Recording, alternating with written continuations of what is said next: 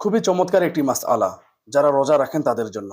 ভিডিওটি শেয়ার করে দিবেন। একটি শেয়ারের কারণে এই মাসআলাটি অসংখ্য মুসলমান ভাই জানতে পারবেন। তো আসুন মাসআলাটি আমরা জেনে নেই। কথা হচ্ছে টয়লেট, অর্থাৎ ২ নাম্বার যেটাকে বলি আমরা, পায়খানা করলে রোজা ভঙ্গ হয়ে যায়। তো কিভাবে পায়খানা অর্থাৎ টয়লেট করলে রোজা ভঙ্গ হবে না, এই সম্পর্কে আমরা জেনে নেই। আমিরে আহলে সুন্নতের লিখিত কিতাব ফায়জানে রমজানে রয়েছে, মলদার বের হয়ে গেলে এমন্ত অবস্থায় বিধান হচ্ছে, পানি দিয়ে শৌচকর্ম করা হয়ে গেলে ভালোভাবে কাপড় দিয়ে মুছে তারপর দাঁড়াবে, যেন পানির সিক্ততা অবশিষ্ট না থাকে। আর যদি কিছু পানি অবশিষ্ট ছিল আর দাঁড়িয়ে গেল, যার কারণে পানি ভিতরে চলে গেল, তবে রোজা ভঙ্গ হয়ে গেল।